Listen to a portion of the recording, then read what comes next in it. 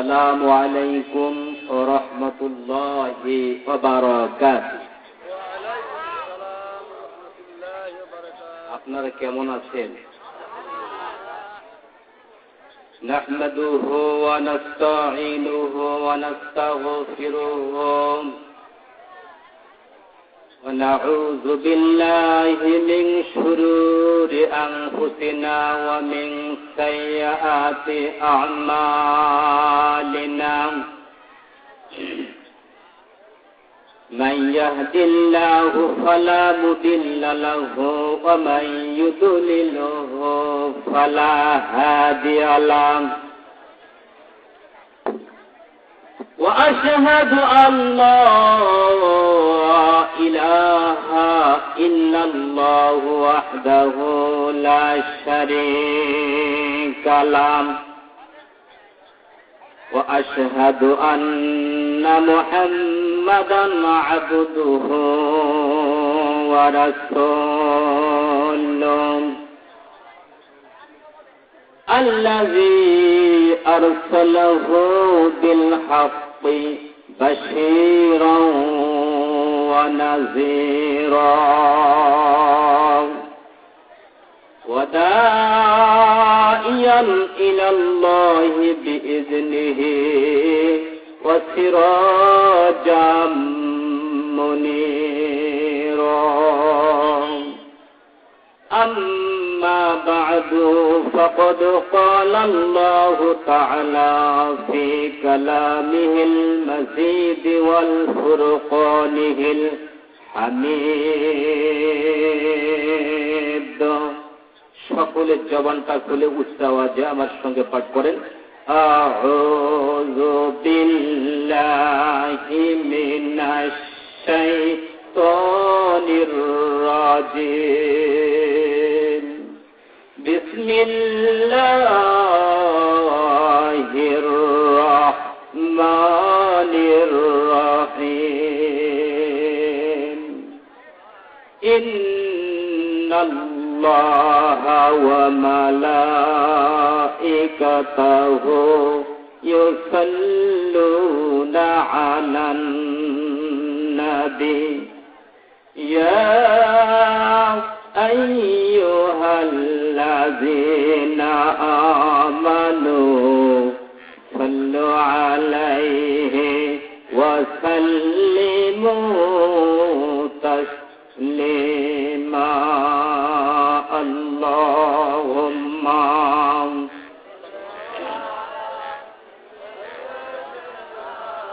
مولانا محمد وعلى آله شافعنا محمد محبوب اللهم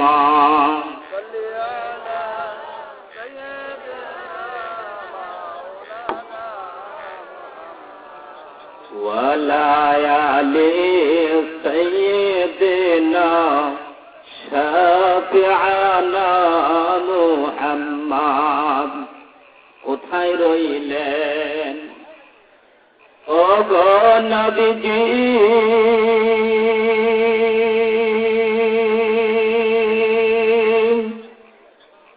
কোথায় রইলেন দয়ার নবীজি?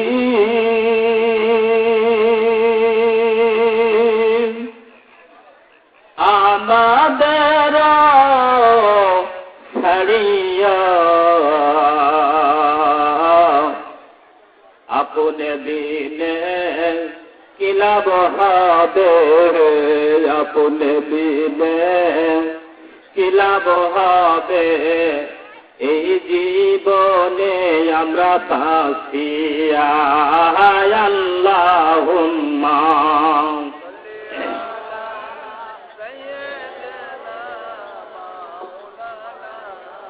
মুহাম্মাদ ওয়ালা আলি শাফিআনা মুহাম্মাদ নূর নবীজির আগমনে পরে আমার সঙ্গে মহব্বতে এ নূর নবীজির আগমনে জগৎ হলো উজালা পড়ে দরুদ তার উপরে পড়ে দরুদ তার উপরে ওহে মুমিন নিরালায় আল্লাহুম্মা সাইয়্যিদিনা মাওলানা মুহাম্মদ সাইয়্যিদিনা শাফিআনা মুহাম্মদ দরুদ তারো সালাম জানাই দরুদ তারো সালাম জানাই রাসূল আপনার পাকর যাই তরায়া দিবেন মরণ কালে তরায়া দিবেন মরণ কালে দয়ার নবীজির ওসিলায় আল্লাহুম্মা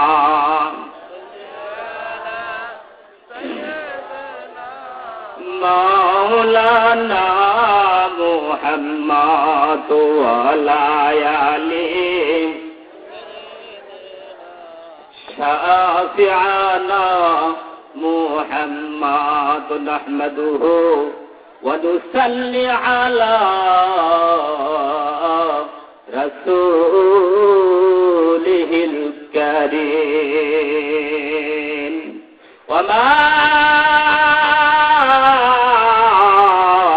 আরসালনাকা ইল্লা রাহমাতাল লিল আলামিন আন্নাল কুওয়াতা লিল্লাহি জামিআ সমস্ত শক্তির শক্তিধর হচ্ছেন ওই মহান রব্বুল আলামিন। বলেন তো বাপজানেরা কে?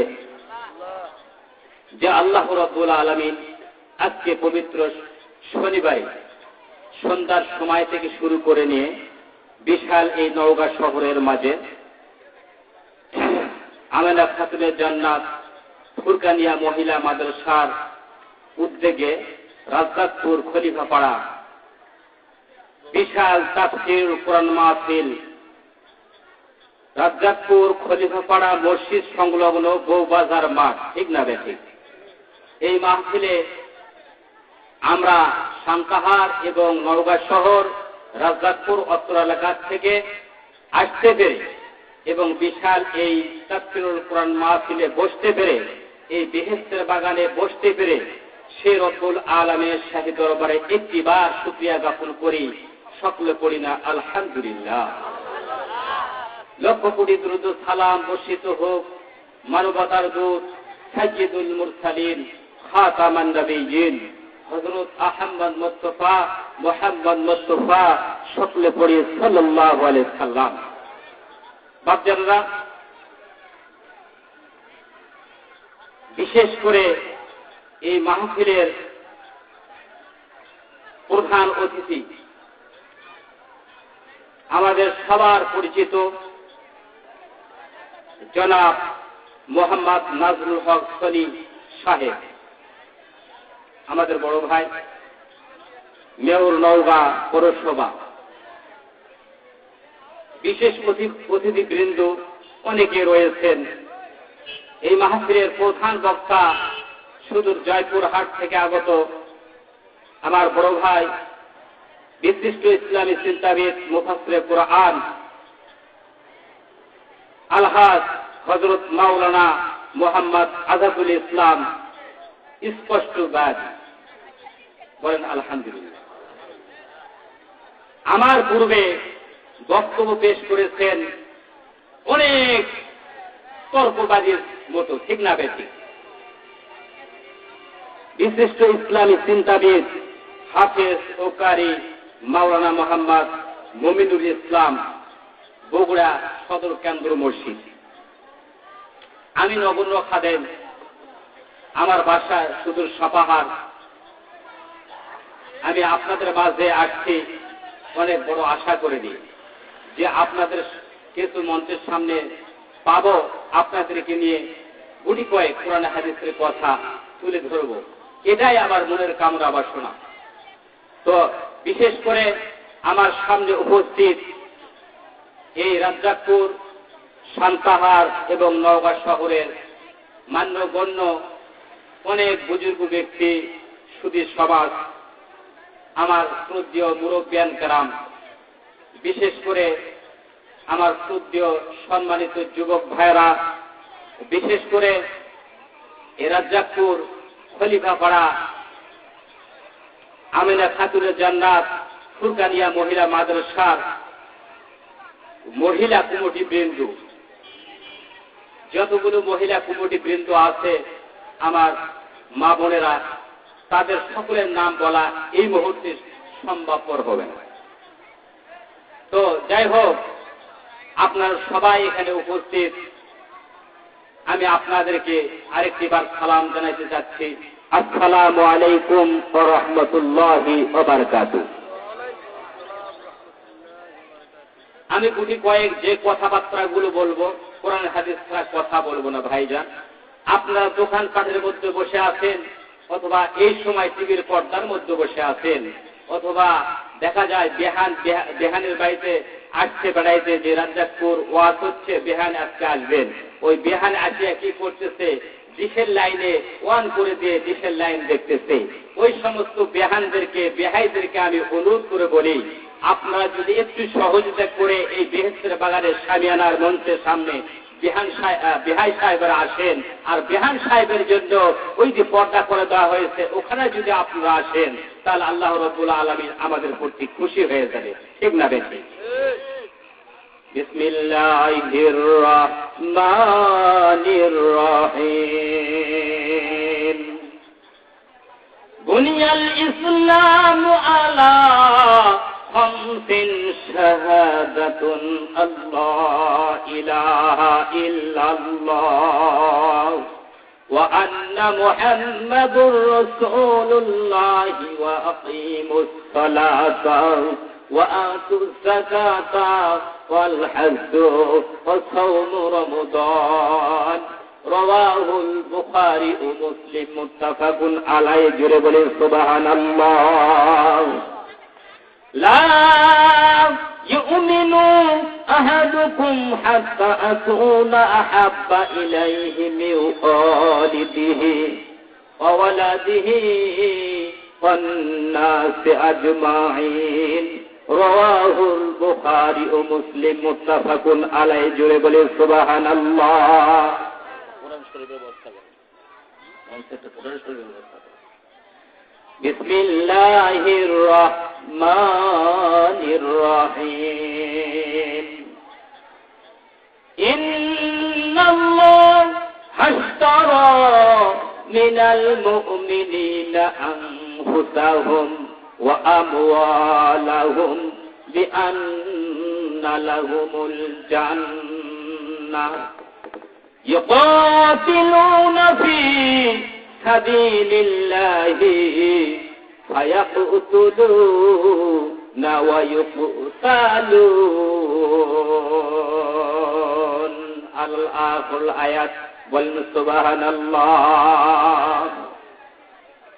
আমার ভাইজানেরা, আমার বন্ধুগণ, আজকে শনিবারে আপনারা অনেক ক্লান্ত হয়ে, অনেক কষ্ট করে, রান করে এই বউবাজার ফিল্ডের বাজে আপনারা কোরআন হাদিস শোনার জন্য আসছেন।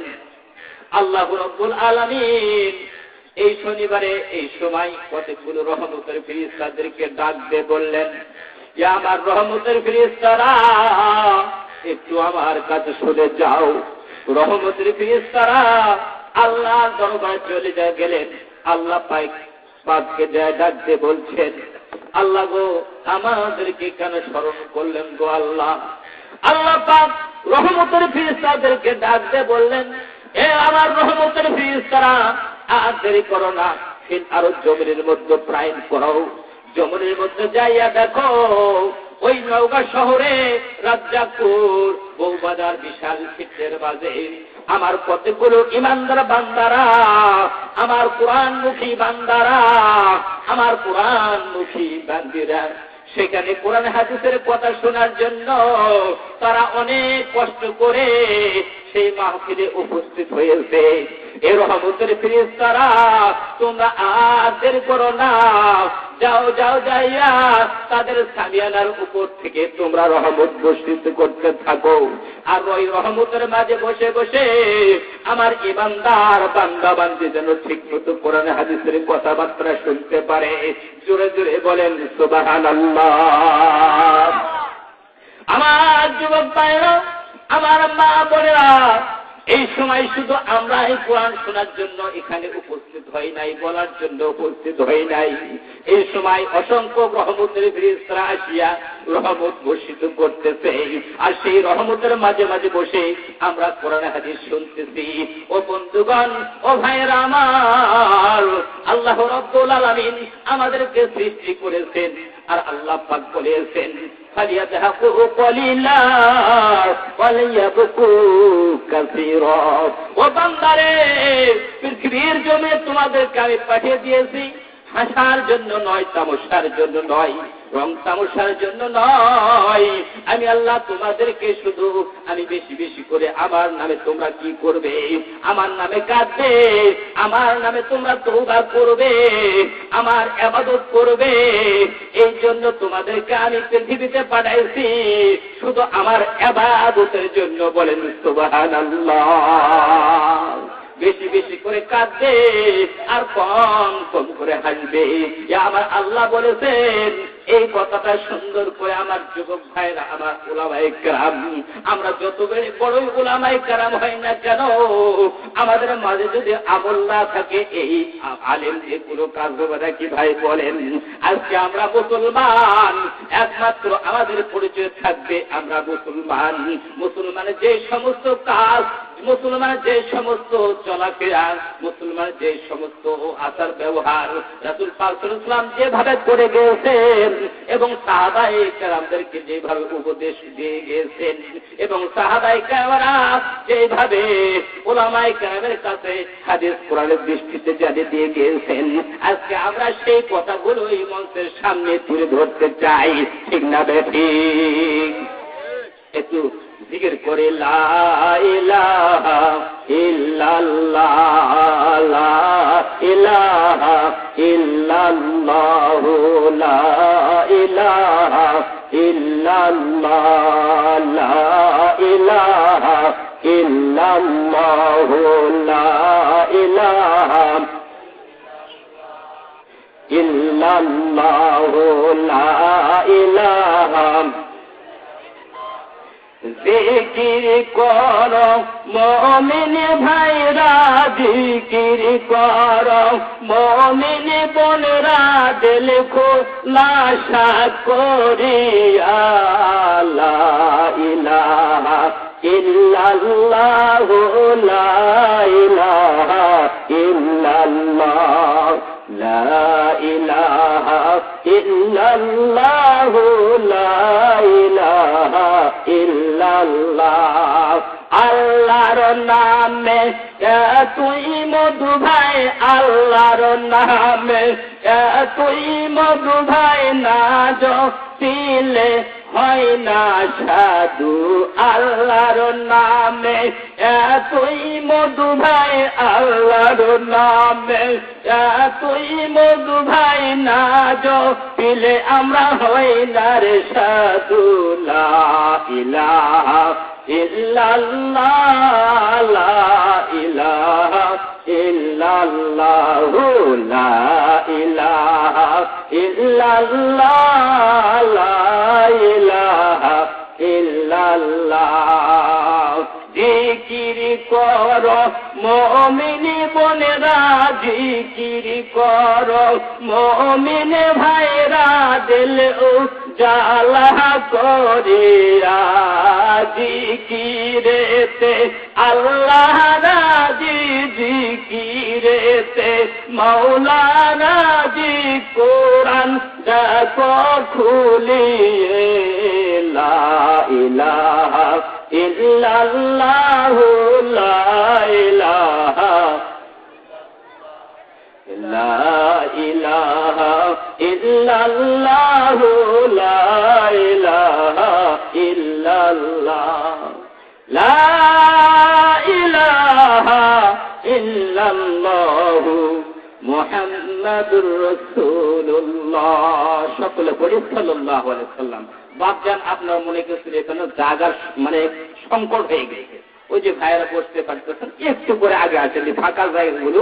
আমি আপনাদের কাছে হাদিস শোনাই, একটা কোরআনের মাহফিলে হোক, বিলাস মাহফিলে হোক, জিকির মাহফিলে হোক, যেই জায়গাটা বসবে ওই জায়গাটা কিয়ামতের দিন কি হয়ে যায়। যদি ওই জায়গা চেঞ্জ করে আমার কোন বান্দা আল্লাহর বান্দি চেঞ্জ করে আরেকটা জায়গা দিয়ে নেয়, এটাও কিয়ামতের দিন একটা সাক্ষী হয়ে যায়। বলেন না সুবহানাল্লাহ। এরকম ভাবে যদি আপনারা পরপর তিনটি জায়গা আপনার চেঞ্জ করতে পারেন, আল্লাহ রাব্বুল আলামিন ওই জান্নাতের মধ্যে কিয়ামতের দিন আপনাকে এরকম তিনটি জায়গা আপনাকে বসার সুযোগ করে দিবেন। বলেন না সুবহানাল্লাহ।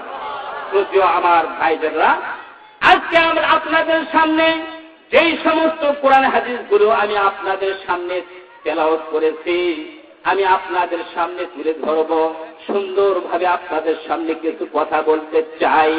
আল্লাহ রাব্বুল আলামিন সূরা তাওবার 110 নম্বর আয়াতের মধ্যে সুন্দর করে বলেছেন, ইন্নাল্লাহা আশতারা মিনাল মুমিনিনা আনফুসাহুম ওয়া আমওয়ালাহুম বিআন্না লাহুমুল জান্নাহ। জোরে বলেন সুবহানাল্লাহ। আল্লাহ রাব্বুল আলামিন ডাক দিয়ে বলছেন, আমি পৃথিবীতে মুমিনদের জান মালগুলো শুধু আমি ক্রয় করে নিয়েছি, আর মুমিনদের সঙ্গে আমি ওয়াদা করলাম। কি ওয়াদা করলো মুমিনদের সঙ্গে?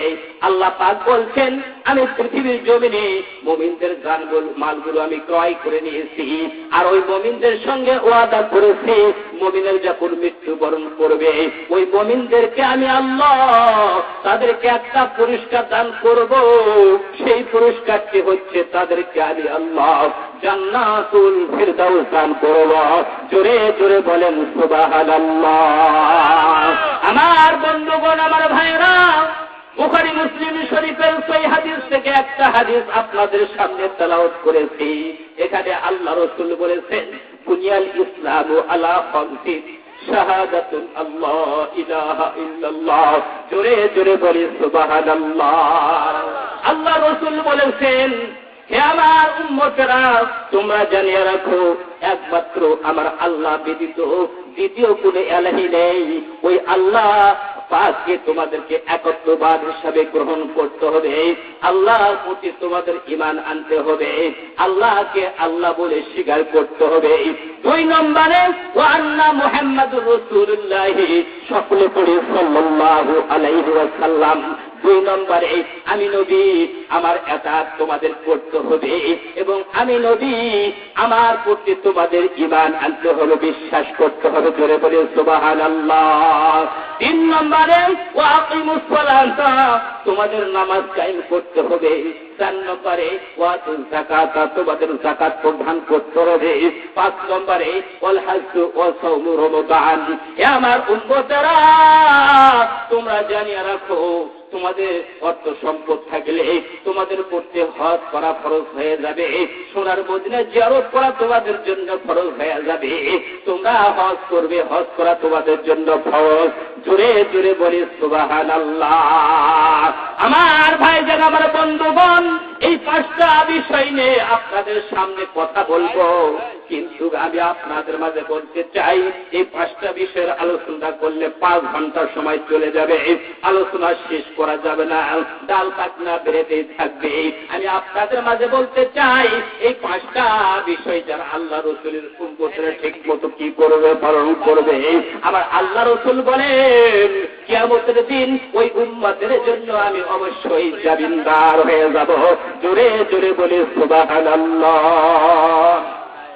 আমার ভাইজান, আমার জাকের বোনেরা, আমার ভাইজান, আপনারা এখানে উপস্থিত হয়েছেন। আমরা 5 ওয়াক্ত নামাজ পড়ি, অনেকেই নামাজ পড়ি না, ঠিক না বেঠিক? বন্ধুগণ, আমি আপনাদের মাঝে একটা হাদিস শুনাইতে চাই। সামনে আসতেছে, এই ঘটনাটা আমার ভেসে উঠতেছে, এই জন্য হাদিসটা বলতে বাধ্য হচ্ছি। আমার বন্ধুগণ, আমার ভাইয়েরা, আল্লাহ রাব্বুল আলামিনের রাসূল ইমামুল মুরসালিন খাতাবান নবিয়্যিন হযরতে আহমদ মুস্তাফা মুহাম্মদ মুস্তাফা আল্লাহর নবীকে আল্লাহ পাক কত খেতাব দান করেছেন। উনাকে ইমামুল মুরসালিন ডিগ্রি দান করেছেন, খাতাবান নবীন ডিগ্রি দান করেছেন, এবং উনি হচ্ছেন বিশ্ব নবী আহমদ মুস্তাফা মুহাম্মদ মুস্তাফা, সকল নবীদের সর্দার। বলেন সুবহানাল্লাহ। আল্লাহর নবী একদিন মসজিদে নবীতে উনি 5 ওয়াক্ত নামাজ আদায় করতেন, সাহাবায়ে কেরামদেরকে নিয়ে নামাজ আদায় করতেন। একদিন শুক্রবারে আল্লাহর নবী মিনারে উঠিয়া সুন্দর করে ওই উম্মতের দিকে তাকাইয়া, সাহাবায়ে কেরামদের দিকে তাকাইয়া, মুসল্লির দিকে তাকাইয়া আল্লাহর নবী একটা হাদিস পেশ করলেন, যে আমার সাহাবায়ে কেরামরা, তোমরাই মসজিদ নবীতে নামাজ পড়ার জন্য আসছো, তোমরা একটা হাদিস শুনে যাও। আল্লাহর নবীর পবিত্র জবান দিয়া তখন আল্লাহর নবী হাদিসটা বলতেছিলেন, যারা 5 ওয়াক্ত নামাজটা এই মসজিদ নবীতে আসিয়া, আমি ইমাম, আমি তোমাদের নেতা, আমি বিশ্ব নবী, আমার পিছনে যারা ইক্তেদা করে নামাজ আদায় করবে, আমার আল্লাহ রব্বুল আলামিন তাদের আমলনামার খাতার মধ্যে 27 গুণ সওয়াব লিখে দিবে। বলেন সুবহানাল্লাহ। কয় গুণ বলেন তো? 27 গুণ সওয়াব লিখে দিবেন। আল্লাহ রাসূল এইভাবে পবিত্র জবান দিয়া মসজিদ নবীতে মিনারে উঠিয়া হাদিসটা উম্মতদেরকে জানাইতেছেন। এমন টাইমে পিছনে কাতারে একজন সাহাবী ছিল। আমার বন্ধুগণ, সেই সাহাবীর নাম ছিল হযরতে আব্দুল্লাহ বিন আনসারী। জোরে জোরে বলি সুবহানাল্লাহ। আব্দুল্লাহ আনসারী মাটির দিকে মাথা নত করে ফেললেন, আর চোখের পানিগুলো ফেলাইতে শুরু করলেন, আর কাঁদতেছে, আল্লাহকে ডাকতে বলছে, ও আল্লাহ, ও আল্লাহ, আমার দয়ার নবীজি রহমাতুল আলামিন, যে নবী আমার কিয়ামতের কান্ডারি, যে নবীকে আমার জীবন থেকে মরণ থেকে আমি মহব্বত করে ভালোবাসি, সেই দয়ার নবী পবিত্র জবান দিয়া যেই কথাগুলো বলে, আল্লাহর নবী একটা কথা মিথ্যা বলে না। জোরে বলে সুবহানাল্লাহ। ও আল্লাহ, আমি গরীব সাহাবী আব্দুল্লাহ আনসারী, এটা তো আপনি জানেন। আল্লাহ নবী বলছেন, এই হাদিসটা যখন বললেন, ওই হযরত আব্দুল্লাহ আনসারী একবার অসহায় গরীব সাহাবী ছিলেন। আল্লাহ নবীর বিশিষ্ট সাহাবী খলিফাতুল মুসলিমিন হযরত আবু বকর, উমর, ওসমান, হযরত আলী এবং বেলাল হাবশী রাদিয়াল্লাহু তাআলা আনহু, এরা বিশিষ্ট সাহাবী, আল্লাহ নবীর নিকটবর্তী সাহাবী ছিলেন।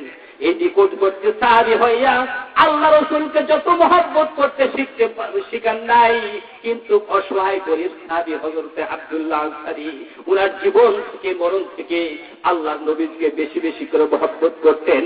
জোরে জোরে বলেন সুবহানাল্লাহ।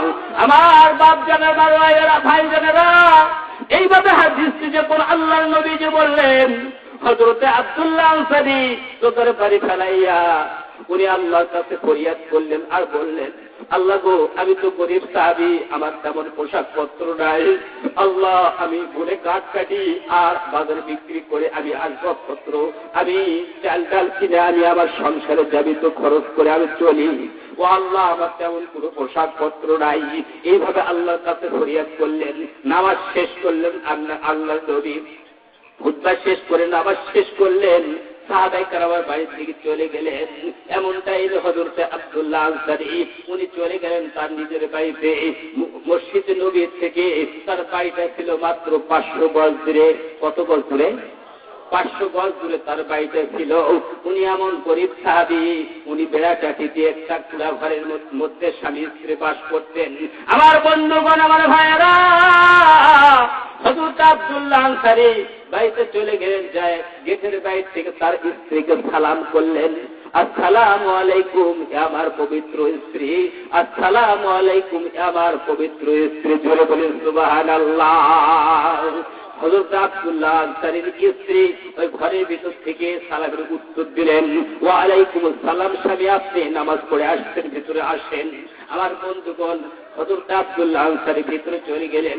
ভিতরে যাইয়া হযরত আব্দুল্লাহ আনসারীর স্ত্রী হাতের মধ্যে পাকা নিয়ে যে স্বামীর গায়ের মধ্যে যে করে হাঁকাইতে শুরু করলেন। আব্দুল্লাহ আনসারীর গায়ের মধ্যে যে করে হাঁকাইতে শুরু করলেন। আব্দুল্লাহ আনসারী বলছে, আমার পবিত্র স্ত্রী, তুমি তো আমার সারা জিন্দেগি তুমি আমার খিদমত করো, বসো বসো, তোমার সঙ্গে একটু আমার পরামর্শ আছে।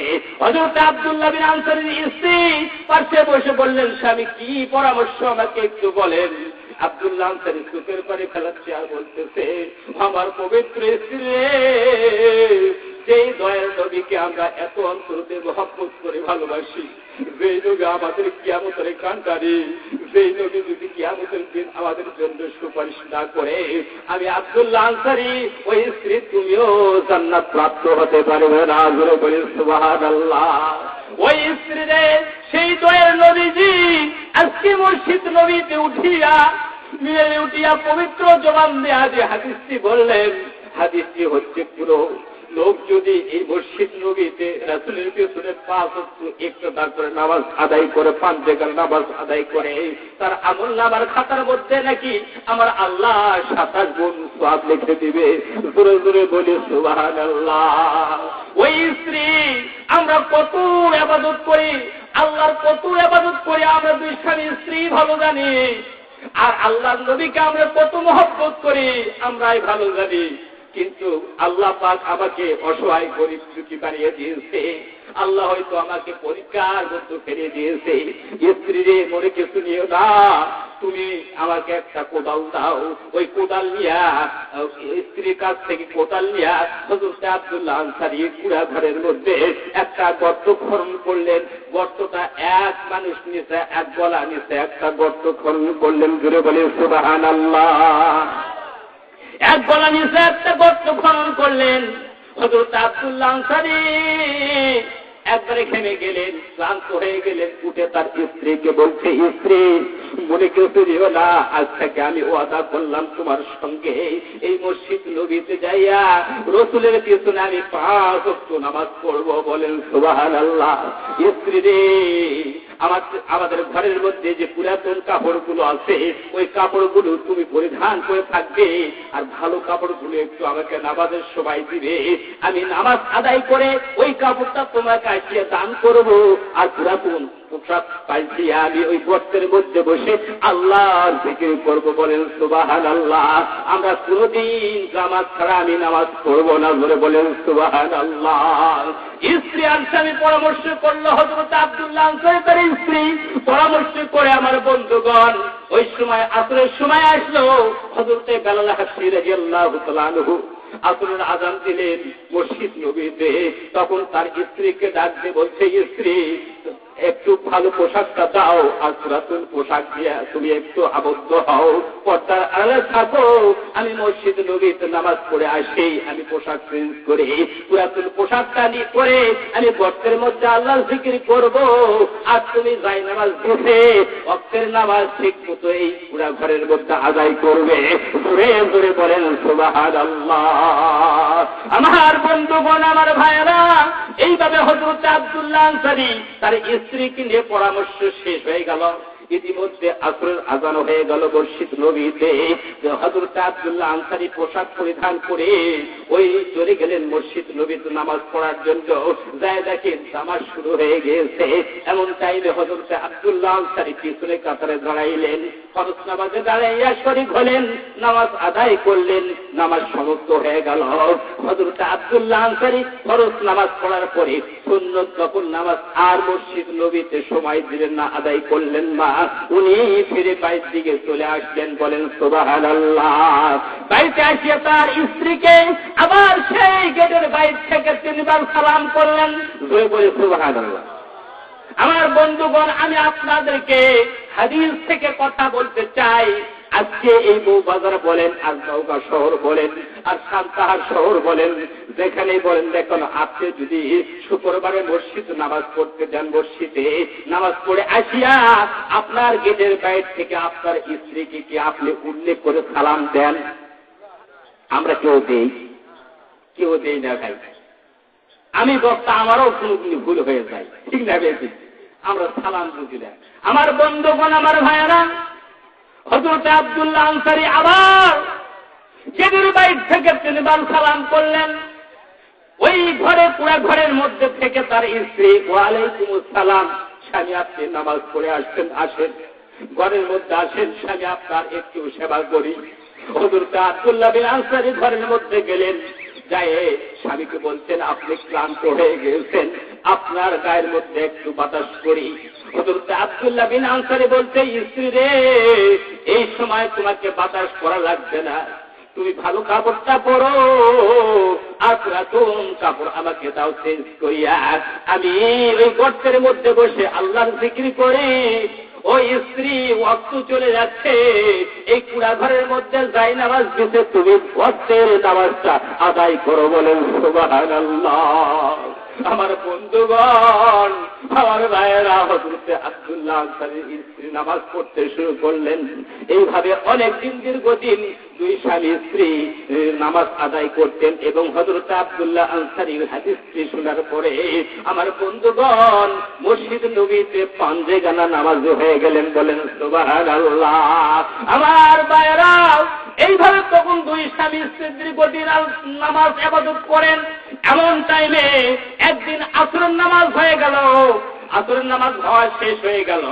খলিফাতুল মুসলিমিন হযরত আবু বকর, ওমর, ওসমান, হযরত আলী বিশিষ্ট সাহাবীরা আল্লাহ রাসূলকে সালাম দিয়ে দাঁড়াইয়া বলছেন, হুজুর একটু আপনার সঙ্গে পরামর্শ আছে। হুজুর বললেন, ঠিক আছে বাবা, বসো, তোমরা একটু এই মসজিদ নবীতে বসো, পরামর্শ করব, বলো তোমাদের কি হয়েছে বলো দেখি। হযরত আব্দুল্লাহ বিন আনসারীর তরফ থেকে খলিফাতুল মুসলিমিন হযরত আবু বকর, ওমর, ওসমান ডাক দিয়ে বলছে, হুজুর আমরা খেয়াল করে দেখতেছি আমরা আপনার সাহাবী, কিন্তু হযরতে আব্দুল্লাহ বিন আনসারীও আপনার সাহাবী। আমরা লক্ষ্য করে দেখি শুধু হযরতে আব্দুল্লাহ আনসারী ফরজ নামাজে আসে শরীক হয়ে ফরজ নামাজ আদায় করে, সুন্নত নফল অন্য কোনো ইবাদত করে না, ফিরে আবার বাইর দিকে চলে যায়। তারপরে আমরা দীর্ঘ সময় মসজিদ নবীতে তাসবিহ তাহলিল করি, নামাজ আদায় করি। কেন উনি শুধু ফরজ নামাজ আদায় করে চলে যায়? তার কারণটা কি? উনার তরফ থেকে আমরা সবাই আপনার উপরে একটা বিচার দিলাম। জোরে জোরে বলেন সুবহানাল্লাহ।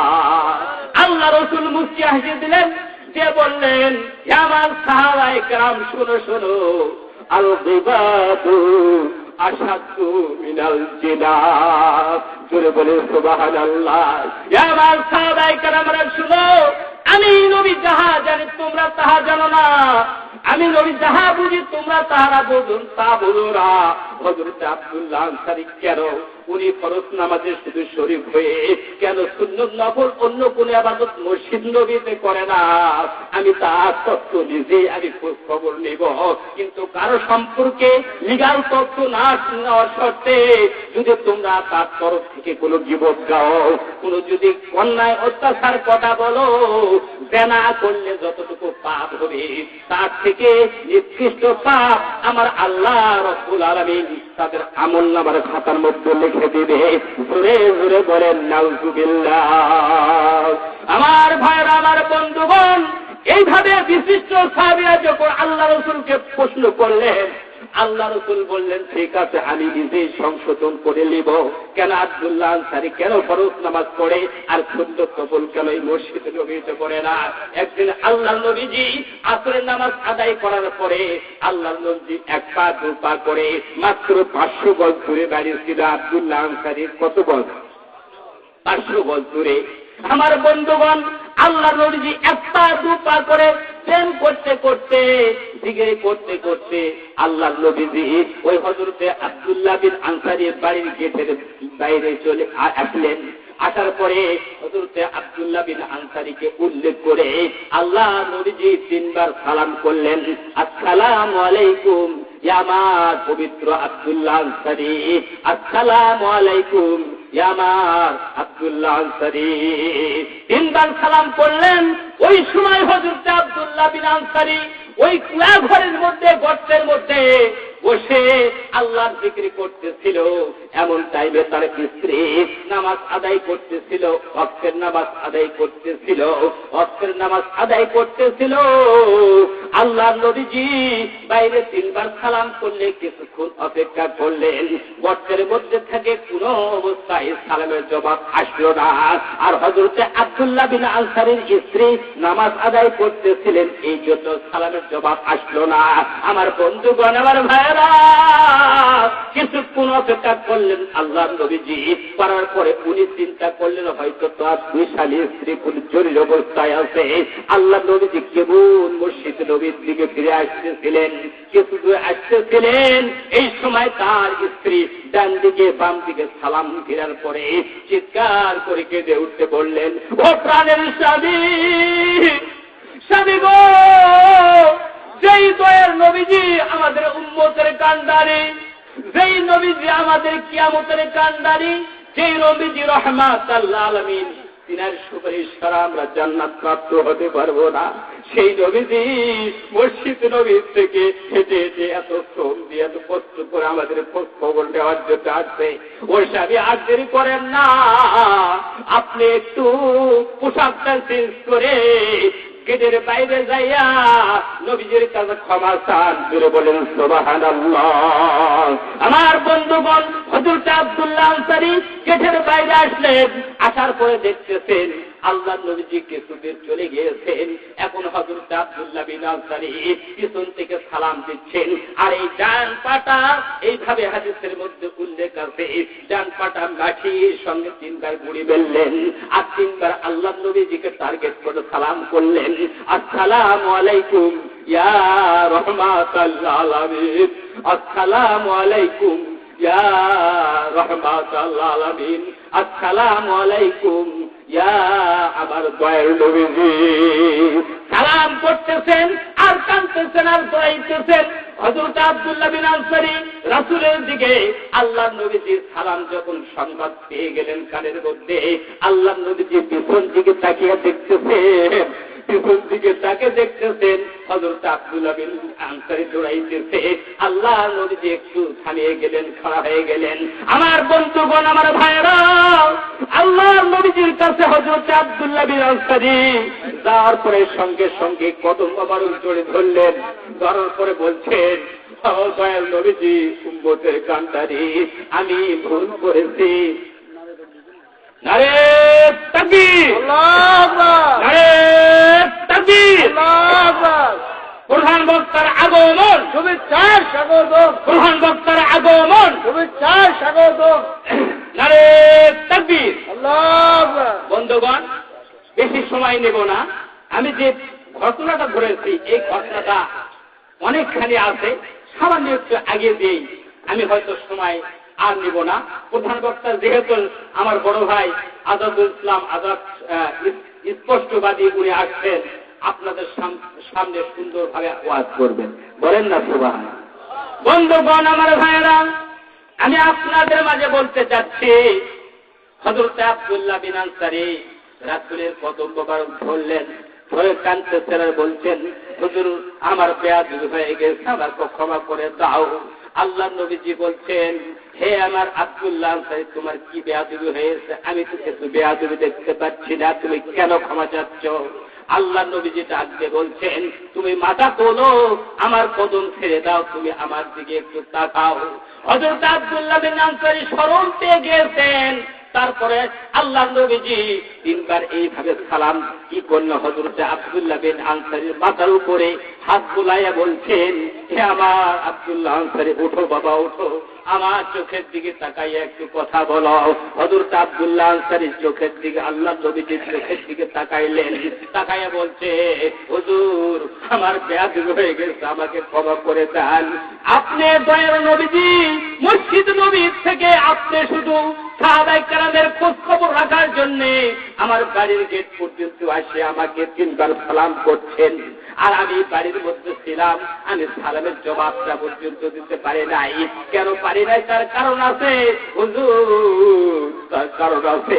আল্লাহর নবীজি বলছেন, আমার সাহাবী আব্দুল্লাহ আনসারী কি কারণে তুমি সালামের জবাব দিতে পারলে না এবং তারাইতে পারল না বলো দেখি?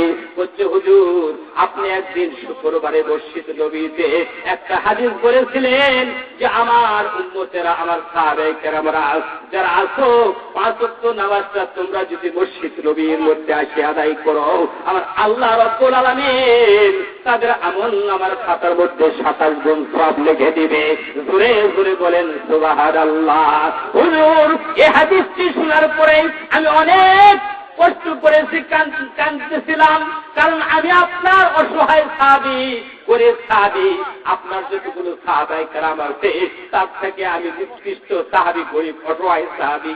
হুজুর, আমি পরে কাঠ কাটি আর বাজারে বিক্রি করে আমি জীবিকা নির্বাহ করি। হুজুর, আমার তেমন কোনো পোশাক পত্র নাই, এই জন্য আমার বাড়িতে যে সমস্ত পুরাতন কাপড়গুলো আছে এই কাপড় দিয়া আমরা সময় ব্যয় করি।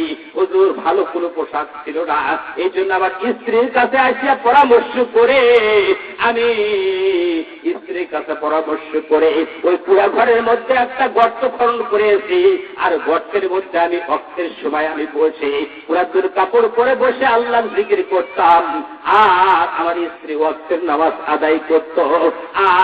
আর যখন মসজিদ নবীতে হযরত আব্দুল্লাহ বিন আনসারী যখন হযরত বিল্লাহ রাদিয়াল্লাহু তাআলা আনহু আযান দিয়ে দিত, আমি ওই পোশাক পরিধান করে আসিয়া আপনার পিছনে কাতারে দাঁড়াইয়া ফরজ নামাজ আদায় করে আবার বাড়িতে ফিরে আসতাম। এইভাবে আমরা 2 স্বামী স্ত্রী ইবাদত করি। জোরে জোরে বলেন সুবহানাল্লাহ। আল্লাহর নবীজি চোখের পানি ফেলে দিয়ে ওই সাহাবীর কাছে বলছেন, আমার আব্দুল্লাহ আনসারী, আমার অসহায় সাহাবী রে, এত কষ্ট করে তুমি আমার ইতাআত করো, আমার আল্লাহর দাসত্ব পালন করো। ও আমার সাহাবী, আর তোমার সম্পর্কে আমার সাহাবায়ে কেরামরা তোমরা তোমার সম্পর্কে অন্যায় অত্যাচার কথা বললো। ও আমার সাহাবী রে, চলো বাবা চলো, মনে কিছু না নিয়া তোমার বাড়িতে একটু ফিরে যেতে চাই। ওই বাড়ির মধ্যে যে গর্তটা খনন করেছো ওই গর্তটা আমি আল্লাহর নবীজি আমি একটু চাক্ষুষে দেখতে চাই 2 নয়ন দিয়ে। জোরে জোরে বলেন সুবহানাল্লাহ। আল্লাহর নবীজিকে নিয়ে হযরত আব্দুল্লাহ বিন আনসারী বাড়ির দিকে চলে আসলেন। আসার পরে হযরত আব্দুল্লাহ আনসারী বাড়ির গেট থেকে তার স্ত্রীকে 3 বার সালাম দিলেন। স্ত্রীকে বললেন, স্ত্রী রে, আমার দয়ার নবীজি উম্মতের কান্ডারি, দয়ার নবীজি আমার আজকে আমার বাড়িতে উঠতেছে, আমার জীবন ধন্য হয়ে যাচ্ছে। বলেন সুবহানাল্লাহ। দয়ার নবীজি উম্মতের কান্ডারি, আমার আব্দুল্লাহ আনসারী আমার বাড়িতে উঠতেছে, দয়ার নবীজির কদম মোবারক বাড়িতে উঠতেছে, আমার বাড়ি বরকতপূর্ণ হয়ে যাচ্ছে। ওই স্ত্রী, তুমি একটু পর্দারণ হয়ে যাও, আমার নবীজিকে নিয়ে আমার বাড়িতে আমি একটু উঠতে চাই। জোরে জোরে বলেন সুবহানাল্লাহ। আল্লাহর নবীজিকে নিয়ে হযরত আব্দুল্লাহ আনসারী বাড়ির মধ্যে উঠলেন। উঠার পরে বলছে, হুজুর, এই যে দেখতেছেন গর্তটা, এই গর্তের মধ্যে আমি অক্তের সময় বসে থাকি, কাপড় পরে বসে থাকি। আমার স্ত্রী ভালো পোশাক পরিয়া যাই নামাজ বিছাইয়া নামাজ আদায় করে। এই জন্য ফরজ নামাজ পড়ে সুন্নত নফল নামাজটা আমি মসজিদ নবীতে করতে পারি না। ওয়াক্ত মতো শুধু নামাজ আদায় করার জন্য আমার স্ত্রী। জোরে জোরে বলেন সুবহানাল্লাহ। আমার বন্ধুগণ, আমার ভাইয়েরা, আল্লাহর নবীজি 2 চক্ষু দিয়া ওই গর্তের মধ্যে দেখতেছিলেন আর দেখতে পাচ্ছিলেন ওই গর্তের মধ্যে জান্নাতের হাওয়া বাতাস শুধু আল্লাহর নবীজির পবিত্র চোখ দিয়া দেখতেছিলেন। জোরে জোরে বলেন সুবহানাল্লাহ। জান্নাতের হাওয়া বাতাস আল্লাহর নবীজির চোখ দিয়ে দেখতেছিলেন। দেখে আল্লাহর নবীজি চিৎকার করে কেঁদে উঠে বললেন, আমার আব্দুল্লাহ আনসারী রে, তুমি তো ধন্য হয়ে গেছো, তুমি ধন্য হয়ে গেছো বাবা। আসো একটু আমার বুকের মধ্যে আসো। হযরত আব্দুল্লাহ আনসারীকে বুকের মধ্যে টানে নিয়ে কলবের সঙ্গে কলব মিলাইয়া দিয়ে হযরত আব্দুল্লাহ আনসারীকে ছেড়ে দিয়ে বলছেন, ও আমার আব্দুল্লাহ আনসারী রে, আমাকে খুশি করার আগে আমার সুপারিশ ছাড়া আমার আল্লাহকে তুমি সরাসরি খুশি করে ফেলছো। জোরে জোরে বলেন সুবহানাল্লাহ। এই জন্য আমার আল্লাহ আমার সুপারিশ ছাড়া আমার আল্লাহ তোমার উপর খুশি হইয়া ওই জান্নাতের হাওয়া বাতাস তোমার গর্তের মধ্যে দিয়ে দিয়েছে। জান্নাতের অংশ তোমার এই গর্তের মধ্যে আমি দেখতে পাচ্ছি। আমি নবীজি তোমার এই বাড়ির মধ্যে আমি তোমার সঙ্গে ওয়াদা করে যাচ্ছি, আমি নবীজি যদি জান্নাতে হইতে পারি, ও আব্দুল্লাহ আনসারী তোমার স্ত্রীকে নিয়া এবং তোমাকে নিয়া, না হলে আমি নবীজির জান্নাতে যাব না। জোরে জোরে বলেন সুবহানাল্লাহ। নারে তাকবীর, নারে তাকবীর। আমার বন্ধুগণ, প্রধান বক্তা এখানে উপস্থিত, বেশি দেরি করা হবে না। মাহফিল 12টার মধ্যে বা 12টার মধ্যে সমাপ্ত হয়ে যাবে। আপনারা হয়তো আসছেন, ঘুমটুম হবে, আবার ফজরের নামাজ আদায় করতে হবে, ঠিক না বেঠিক? যেহেতু নামাজ সম্পর্কে আজকে ওয়াজ হচ্ছে, ঠিক না বেঠিক?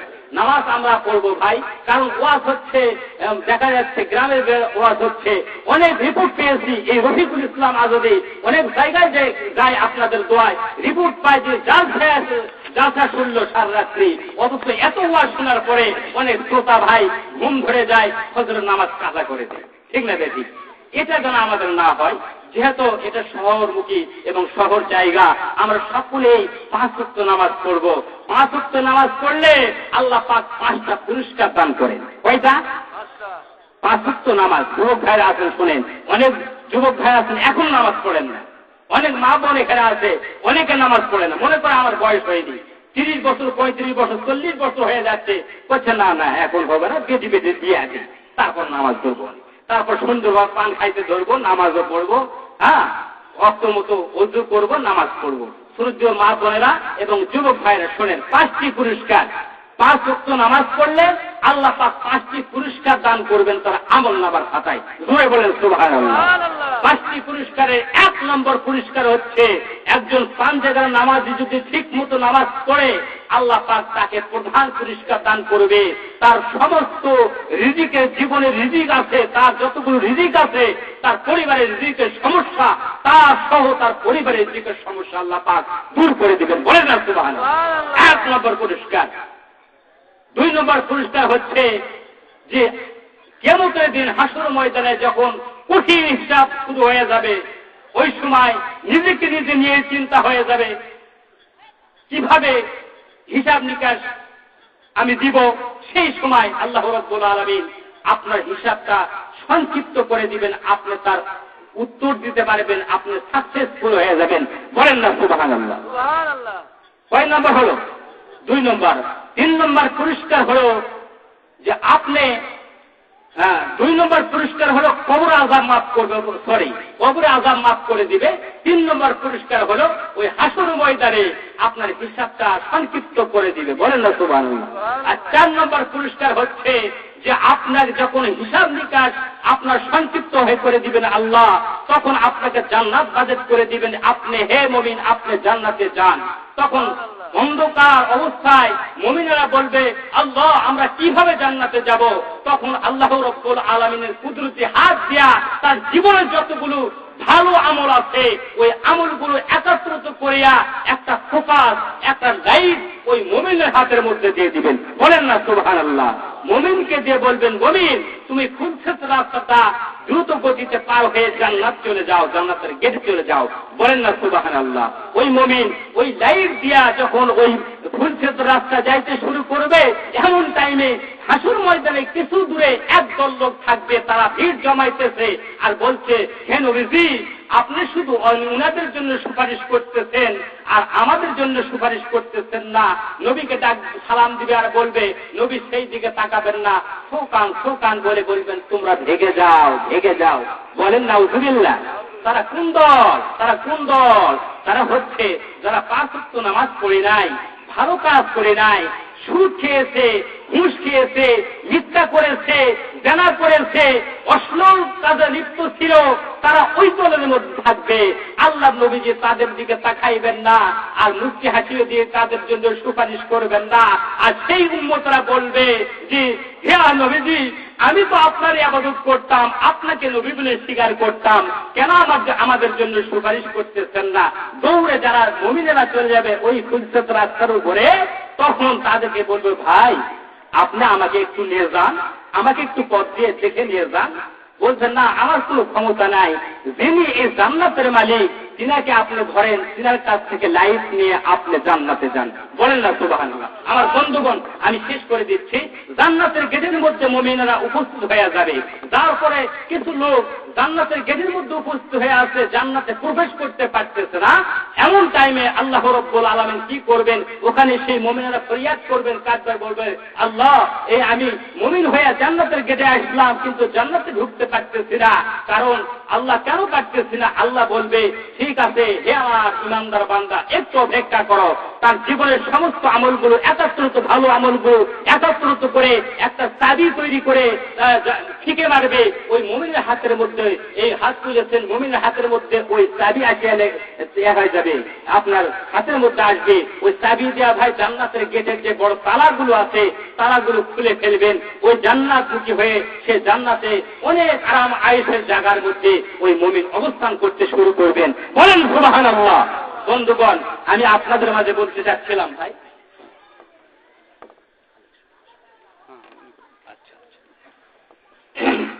তো আপনাদের এই 5টা পুরস্কার আমাদের দরকার আছে কিনা ভাই? আছে।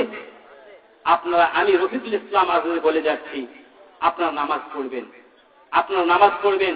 আজকে দেখা যায় যে আমরা অনেক যুবক ভাই হয়েছে, নামাজ পড়ি না। দেখা যায় মুরব্বী হয়েছে, অর্থ হজ করি না, মানে যাব যাচ্ছি এরকম অনেকে করতেছি।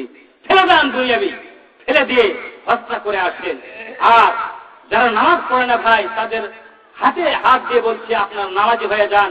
আমার জাকের বোনেরা এখানে উপস্থিত আছেন, ও জাকের বোন, আপনারা সব সময় জিকির আজকার করেন, আপনারা কি করেন? তালিম আপনারা গ্রহণ করেন, আপনারা নামাজ ছাড়বেন না, এটা আমার দাবি।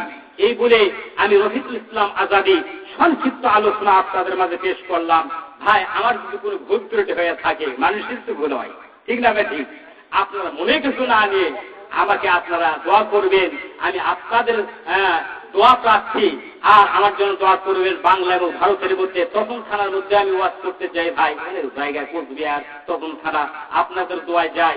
এই জন্য ভাইজান আমার জন্য দোয়া করবেন। আমি দিনপুর সারির মধ্যে থাকি, আপনাদের দোয়ায় আমার বাড়ি সুদূর সাপাহার, এই সাপাহার থেকে বাংলাদেশের বিভিন্ন দেশ থেকে আমি আপনাদের দোয়ায় যাচ্ছি, ওয়াজ নসিহত করতেছি। আমার জন্য একটু দোয়া করবেন।